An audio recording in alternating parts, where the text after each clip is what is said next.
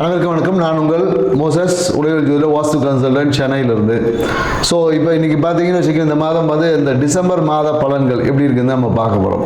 ஏன்னா டிசம்பர் மாதம் என்ன கிரக நிகழ்வுகள்லாம் பார்த்தீங்கன்னு வச்சுக்கிங்கன்னா, இந்த மாத தொடக்கத்திலே பார்த்தீங்கன்னா நம்ம அந்த கார்த்திகை தீபம் என்ற திருவிழாவோட தான் நம்ம இந்த மாதத்தையே தொடங்குறோம். ஏன்னா 2ஆம் தேதி பார்த்தீங்கன்னா அந்த கார்த்திகை தீபத்தை வந்து நம்ம கொண்டாட இருக்கோம். ஸோ மேலும் பார்த்தீங்கன்னு வச்சுக்கோங்க, இந்த காலகட்டம் பார்த்தீங்கன்னா கடந்த மாதத்துலலாம் கடந்த ஒரு 6 மாதமாக சனி வந்து வக்ரமாக இருந்தார். ஸோ அப்போ அந்த சனி வந்து வக்ர நிவர்த்தி ஆகக்கூடிய ஒரு வாய்ப்பு இருக்குது இந்த காலகட்டத்தில். ஸோ சனி வக்ரம் இருக்குது. ப்ளஸ் என்னென்னாக்கா குரு பகவான் வந்து கடகத்துலேருந்து மிதுன ராசிக்கு வரப்போகிறார். ஸோ இந்த மாதிரியான நிறைய கிரக மாற்றங்கள், கிரகத்துடைய தன்மைகளுடைய மாற்றங்கள் இந்த மாதத்தில் இருக்கிறதுனால இந்த டிசம்பர் மாத பலன்கள் வந்து நிறைய பேருக்கு ஏதோ ஒரு விதத்தில் ஒரு மாற்றத்தை கொடுக்கக்கூடிய ஒரு மாதமாக இந்த மாதம் அமைய போகிறது. ஸோ அதுதான் வந்து என்னென்னாக்கா அதுதான் இந்த மாதத்துடைய ஒரு நிறைய சிறப்பு அம்சங்கள். அதுக்கப்புறம் பார்த்தீங்கன்னா மார்கழி மாதம் பார்த்தீங்கன்னா நிறைய விரதங்கள்லாம் இருப்பாங்க. குறிப்பாக என்னென்னாக்கா மார்கழி மாதம் யாரெல்லாம் விரதம் இருக்கணும், ஏன்னா முன்னாடி பார்த்தீங்கன்னு வச்சுக்கோங்க, மார்கழி மாதத்தில் நிறைய பேர் இந்த பூசணி பூ வச்சுருப்பாங்க. ஏன்னா திருமணம் ஆகாத பெண்கள் வந்து காலையில் விடிய காலையில் அந்த பூசணி பூவை வந்து வாசலில் வச்சு கோலம் போடுவாங்க. அப்போ அந்த திருமணம் வந்து அந்த நிகழ்வு என்பது நடக்கும். ஸோ அதுவே ஒரு பரிகாரமாக இருந்தது. ஏன்னா மார்கழி மாதம் என்னன்னாக்கா ஆண்டாள் வந்து இந்த திருப்பாவையை பாடி பெருமாளுடைய அருளை பெறதுக்கு திருப்பாவை பாடுவாங்க. அப்போ என்னன்னாக்கா தன் கணவரை அடைவதற்காக அந்த ஒரு நிகழ்வை வந்து செஞ்சுப்போம். அப்போ என்னன்னாக்கா இந்த டிசம்பர் மாதத்தில் நாம் அந்த மார்கழியில் இந்த நிகழ்வை நாம் செய்யும் போது முன்னாடி நிறைய பேர் இப்போ பூசணிக்காயை காணோம், பூசணி பூவையும் காணும்.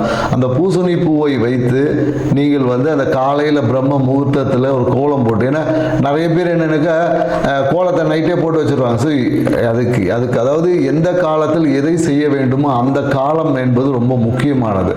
இப்போ நம்ம என்னக்கா நைட்டு விடிய காலையில் எழுந்திரி சோம்பேறித்தனம் போட்டு நைட்டு தூங்கும் போதே கோலத்தை போடுறோம். அது வந்து பலன் தராது.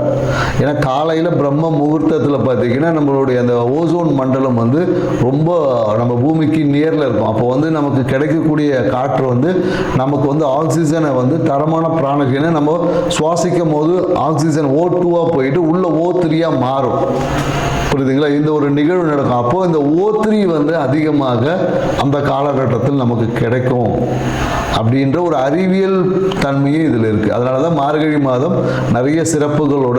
அப்போ திருமணம் தள்ளி போகக்கூடிய நிறைய பெண்கள் இந்த காலகட்டத்தில் நீங்கள் அந்த பூசணி பூவை வச்சு அந்த சாணி மேலே பூசணி பூ வச்சு கோலம் போட்டு நீங்கள் வரும்போது உங்கள் வாழ்க்கையில் அந்த திருமணத்திற்கான அந்த ஒரு தன்மை வந்து உங்ககிட்ட மேலோங்கும்.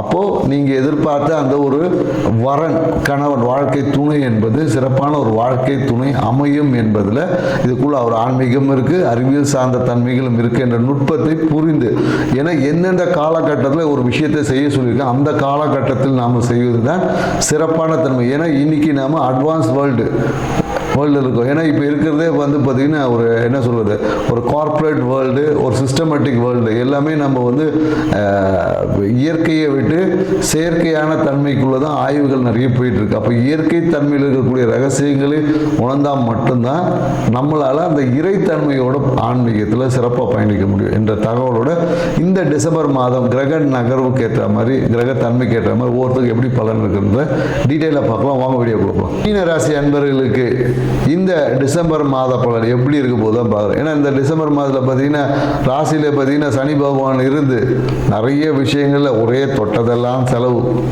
எங்கேயாவது வெளியே போகலான்னு பார்த்தா ஒரு சோம்பேறித்தனம் இருக்கும். ஏதாவது ஒரு விஷயங்களை செய்யலான்னு அப்புறம் செய்யலான்னு கடைசி வரையும் எந்த ஒரு விஷயத்தையும் செஞ்சுருக்க மாட்டீங்க. நாளைக்கு செய்யலாம், இன்னைக்கு செய்யலான்ற மாதிரியான பிரச்சனைகள் இருந்திருக்கு. அதே போல் என்னென்னாக்கா தேவையற்ற குருவோட ஒரு சண்டைலாம் வந்திருக்கும். புரியுதுங்களா? குருவோட செயல்பாடுகள் பிடிக்காதனால ஒரு குரு சிஷ்யர் உறவில் இருக்கவங்களுக்கு நிறைய சண்டை, பிரிவினைலாம் ஏற்பட்டுருக்கு. ஸோ இந்த விஷயங்கள்லாம் மாறி மீண்டும் ஒரு சுமூக போருக்கு ஏற்படுவதற்கான ஒரு காலகட்டமாக இருக்குது. அதே போல் மனசில் பார்த்திங்கன்னா நிறைய பழைய விஷயங்கள் போட்டு உருட்டி உருட்டி நிறைய பேருக்கு இது ஞாபகம் வருது. இனம் புரியாத ஒரு பயம் அழுத்தத்தோடு இருந்த மீனராசிக்காரங்க இந்த காலங்களில் மன தெளிவாயிடும். ஓகே, தொழில் சிந்தனை சிறப்பாக இருக்கும். ஸோ நாம் என்ன பண்ண போகிறோம், இப்படி தான் பண்ண போகிறோம்ன்ற ஒரு சிறப்பான சிந்தனை செயலாற்றக்கூடிய ஆற்றல் இருக்கும். இந்த காலத்தில் என்னென்னாக்கா அபரிவிதமாக சொல்லுவாங்க 7.5 சனி அப்படின்வாங்க. 7.5 சனி 8.5 சனி எல்லாம் இப்போ ஒன்றும் பெருசாக வேலை செய்யாது. ஏன்னா மீன ராசிக்கு 7.5 சனி வேலையே செய்யாது, நற்பலனை கொடுக்கும். அதாவது வேலை செய்யாதுன்னா வேலை செய்யும், நல்ல விஷயத்தை கொடுக்கும், நிறைய முதலீடுகளை ஏற்படுத்தும், வெளிநாடு போகக்கூடிய வாய்ப்புகளை ஏற்படுத்தும், தொழிலில் லாபத்தை அதிகமாகும், 2ஆம் திருமணத்தை செஞ்சு வைக்கும்.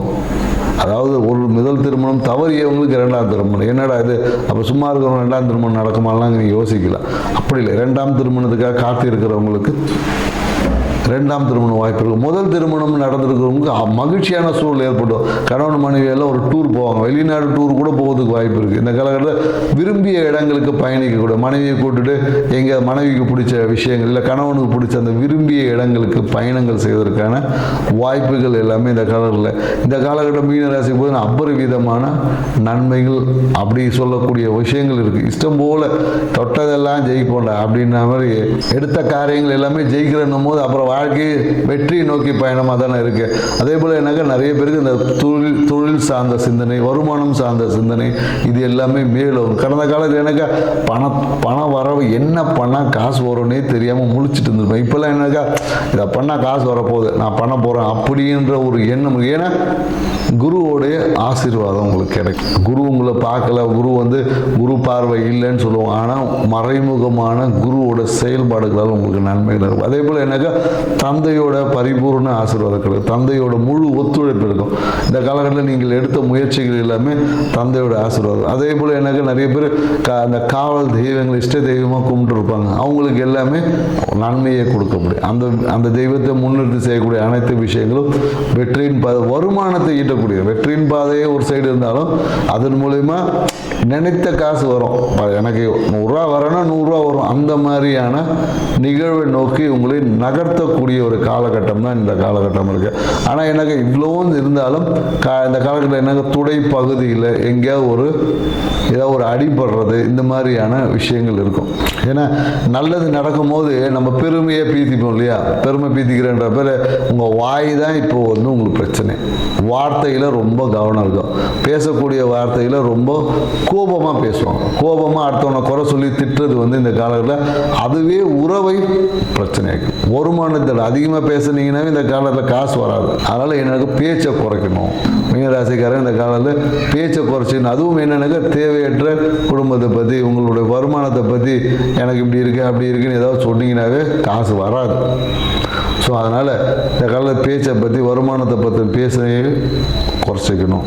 ஸோ என்னென்னாக்க தந்தைக்கு இந்த காலத்தில் அப்பாவுக்கு பார்த்தீங்கன்னா ஏதோ ஒரு மருத்துவ சிகிச்சை ஏற்படுவதற்கான வாய்ப்பு இருக்குது. ஸோ அந்த மருத்துவ சிகிச்சை செய்வதன் வழியாக உங்களுக்கு இந்த காலகட்டத்தில் உங்களுக்கு பொருளாதார வளம். நீங்கள் அப்பாவுக்கு நான் போயிட்டு சும்மா அப்பா வயசில் இருக்கிற எனக்கு அப்பா இல்லைங்க என்னங்க பண்ண அப்பா வயதில் இருக்கிறவங்கள போயிட்டு கொண்டு போவாங்க, ஏதோ மருத்துவம் கேட்குறாங்களா அவங்களுக்கு தேவையான உதவிகளை செஞ்சு பாருங்கள்.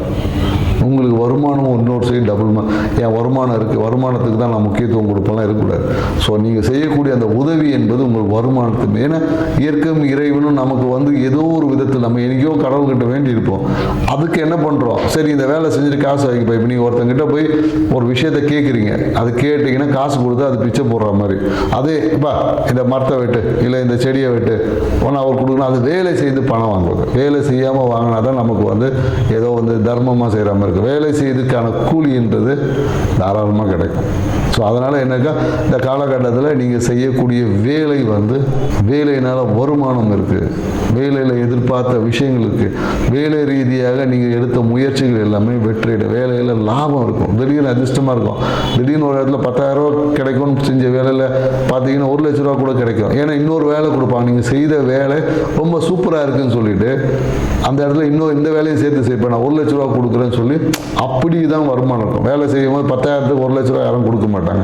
நீங்கள் வேலை செய்த வேலை அவங்க திருப்தியாகி அந்த வேலை இந்த வேலையும் சேர்த்து செய்யுன்னு சொல்லி அதிகமான இன்னொரு வேலையும் சேர்த்து கொடுத்து உங்களுக்கு 1 லட்ச ரூபா அந்த இடத்துல கிடைக்கும். ஸோ அதனால் இந்த காலத்தில் நீங்கள் எடுத்த தொழில் ரீதியான முயற்சிகள் எல்லாமே நீங்கள் எதிர்பார்த்த அந்த பிளான் பண்ண காசு உங்களுக்கு முழுமையாக கிடைக்கும். ஸோ அதனால் இந்த மாதம் மீனராசிக்காரங்களுக்கு மிக அதிர்ஷ்டம் நிறைந்த மாதமாக இருக்குது. ஆனால் பேச்சை கண்ட்ரோலாக வச்சுக்கோங்க. உங்கள் வாயில் தான் பிரச்சனை.